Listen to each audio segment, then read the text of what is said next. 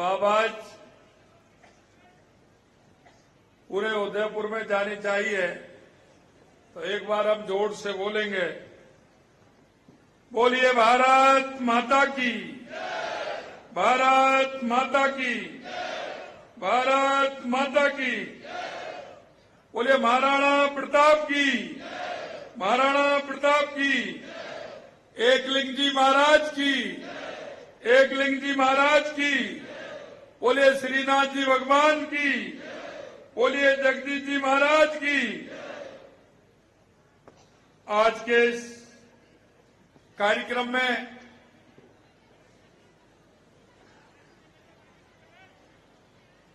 हमारे असम के राज्यपाल, हम सबके वरिष्ठ, जिन्होंने इस राजस्थान की राजनीति में लगातार इस राजस्थान के विकास के लिए, उदयपुर के विकास के लिए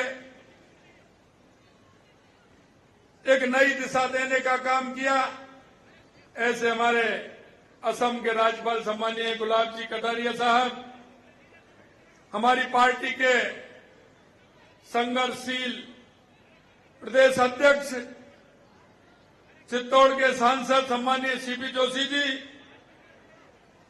अभी अभी राज्यसभा के हमारे सांसद बने सम्मानित चुन्नीलाल जी गरासिया साहब, हमारे 4 बार के विधायक और हमारी कैबिनेट में मंत्री सम्मानीय बाबूलाल जी खराड़ी साहब, कैबिनेट में हमारे मंत्री सम्मानीय कन्हैयालाल जी चौधरी साहब, कैबिनेट में हमारे मंत्री सम्मानीय हेमंत जी मीणा जी, सुरेश रावत जी, गौतम दत्त जी,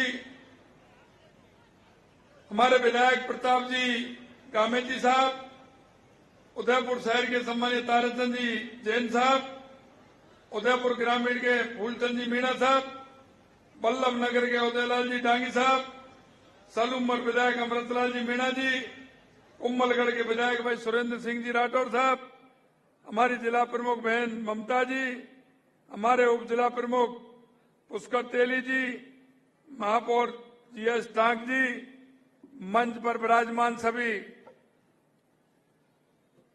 मंचासीन नेतागण, सभी मेरे प्रेस के बंधु और इस कार्यक्रम में इतनी बड़ी संख्या में आए सभी मेरे पूजा योग बुजुर्गों, नौजवान दोस्तों और इतनी बड़ी संख्या में आई मेरी माता और बहनों, आप सभी के चरणों में प्रणाम करता हूं, नमन करता हूं, वंदन करता हूं। यह उदयपुर शक्ति और भक्ति की धरती है। मैं ऐसी इस भूमि को प्रणाम करता हूं जहां महाराणा प्रताप का राज्य अभिषेक हुआ, उनकी ऐसी इस पावन भूमि को भी मैं प्रणाम करता हूं। मैं भक्त मीराबाई वीर शिरोमणि महाराणा प्रताप की इस सौभाग्यशाली समझता हूं कि हम अपने आप को एक महाराणा प्रताप ने, जिन्होंने की अपना एक मेवाड़ का देश नहीं पूरी दुनिया में स्थान बनाया, और स्थान उनकी स्वाभिमान का प्रतीक था। उन्होंने किसी भी प्रकार से झुकना नहीं सीखा और उन्होंने इस मेवाड़ की धरती का पूरी दुनिया में नाम किया।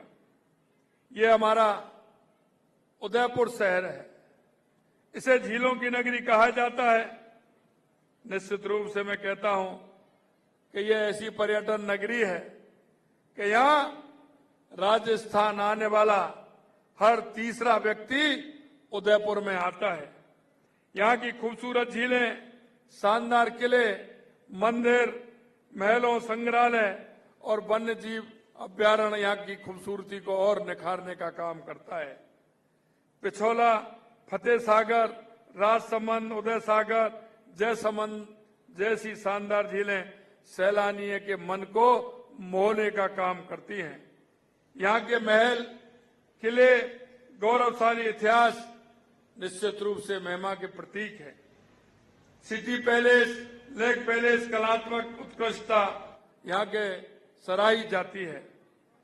ऊंचाई पर स्थित भव्य सज्जनगढ़ पैलेस से मानसून के बादलों का नजारा देखना, एक प्रकृति का नजारा देखना बहुत अच्छा लगता है। सहेलियों की बाड़ी से लेकर के गुलाब बाग से लेकर महाराणा प्रताप स्मारक, लक्ष्मी चौक, दिल कुशल जैसे खूबसूरत उद्यान और संरचनाएं यहाँ की सुंदरता को निखारने का काम करती हैं। माननीय प्रधानमंत्री नरेंद्र मोदी जी चाहते हैं कि भारत दुनिया का प्रमुख वेडिंग डेस्टिनेशन बने और हमारा उदयपुर भारत के प्रमुख वेडिंग डेस्टिनेशन के रूप में उभर के सामने आए। इसलिए यहाँ के पर्यटक, यहाँ की झीलें एक ऐतिहासिक स्थल बनाने का काम करती हैं।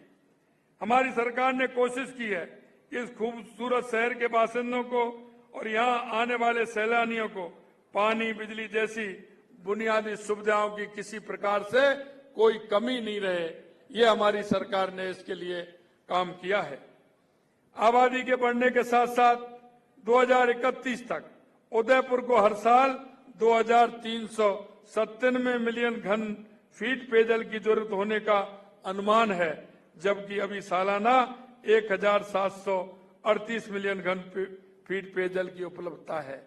हम इसे बढ़ा करके जहां की जितनी आवश्यकता है उतना पानी निश्चित रूप से हम करने वाले हैं। पेयजल की इस मांग से साल 2036 तक 2613 मिलियन घन फीट होने का अनुमान है। महाराणा प्रताप की इस नगरी में पेयजल आपूर्ति की इस मांग को पूरा करने के लिए हम देवास की तृतीय और चतुर्थ परियोजना की आज शुरुआत कर रहे हैं। देवास तृतीय परियोजना के तहत गोगुंदा तहसील के नथिया थाल गांव के निकट 703 एमसीएफटी क्षमता के देवास तृतीय बांध का निर्माण कराया जाएगा। इससे 11.04 लंबी सुरंग का निर्माण कर देवास द्वितीय अकोदड़ा बांध में जल अपरिवर्तन किया जाएगा। अकोदड़ा बांध और सुरंग से उदयपुर की पिछौला झील से जल अपरिवर्तन होगा। देवास चतुर्थ परियोजना में गोगुंदा तहसील के अम्बावा गांव के निकट 390 मिलियन घन फीट क्षमता के देवास चतुर्थ का निर्माण किया जाएगा। इसमें 4.3 किलोमीटर सुरंग का निर्माण कर देवास तृतीय बांध से जोड़ दिया जाएगा, जिससे जल देवास चतुर्थ बांध से देवास तृतीय बांध से में अपरिवर्तित किया जा सकेगा। जरूरत के मुताबिक देवास द्वितीय अकोदड़ा बांध एवं सुरंग के माध्यम से पिछौला झील में जल अपरिवर्तन किया जाएगा। एक से एक लिंक बना करके पहली दूसरी में जाएगी, तीसरी से दूसरी में जाएगा, चौथी से तीसरी में जाएगा और एक इस तरह का टनल बनेगा कि उदयपुर में किसी भी तरह से पानी की कमी नहीं आएगी। परियोजना की अनुमानित लागत करीब 1690 करोड़ है और 44 माह की समय अवधि में इसे पूरा करने का लक्ष्य है। मित्रों, मैं आपको बताना चाहता हूं, हमारे देश के यशस्वी प्रधानमंत्री नरेंद्र मोदी जी कहते हैं कि जिस योजना का हमने शिलान्यास किया है उसका उद्घाटन भी हम ही करने वाले हैं। इसलिए इस योजना में किसी प्रकार की देरी नहीं होगी। इसमें 1000 मिलियन घन फीट जल अपरिवर्तन उदयपुर शहर की झीलों में किया जा सकेगा। इससे ऐतिहासिक झीलें पूरे साल भरी रहेंगी और उदयपुर के पर्यटन और पर्यावरण को बढ़ावा मिलेगा। पेयजल और सिंचाई जैसी बेहद जरूरी सुविधाओं पर भ्रमित करने और कोरी राजनीति बयानबाजी करने वालों को आपने सबक सिखा दिया है, क्योंकि वो कहते थे, वो वायदा करते थे, सपने दिखाते थे, लेकिन किसी काम को हकीकत में कांग्रेस की सरकार ने कभी नहीं किया। मित्रों, हम आपसे कहना चाहते हैं, हमने जो आपसे वायदा किया है और जो वायदा हमने आपके हमारे संकल्प पत्र में हमने लिया है, हम आपसे कहना चाहते हैं, हम समयबद्ध तरीके से एक एक वायदे को आपके बीच में पूरा करेंगे। हमारी सरकार बनते ही हम यशस्वी प्रधानमंत्री श्री नरेंद्र मोदी जी के मार्गदर्शन में बिजली, पानी, सड़क, शौचालय, आवास जैसी बुनियादी जरूरतों को पूरा करके इस देश के जरूरतमंद लोगों की बरसों पुरानी आकांक्षाओं को हम पूरा करेंगे। सरकार ने इन सुविधाओं को प्रदेश के सभी लोगों तक पहुंचाने का समयबद्ध कार्यक्रम तय किया है और प्रतिबद्धता के साथ काम करने से ये योजनाएं समय पर पूरी होंगी, ये मैं आपसे कहना चाहता हूं। कांग्रेस ने अपने ढुलमुल रवैये और गलत फैसलों से प्रदेश को नुकसान पहुंचाने के अतिरिक्त किया ही क्या है। इन लोगों ने अंग्रेजों की बांटो राज करो की नीति को भी आगे बढ़ाने का काम किया है। इन्होंने जाति आधार पर बांटने का काम किया है। इन्होंने पानी के आधार पर बांटने का काम किया, दिशाओं के आधार पर बांटने का काम किया, भाषाओं के आधार पर बांटने का काम किया। आज भी ये वही काम कर रहे हैं।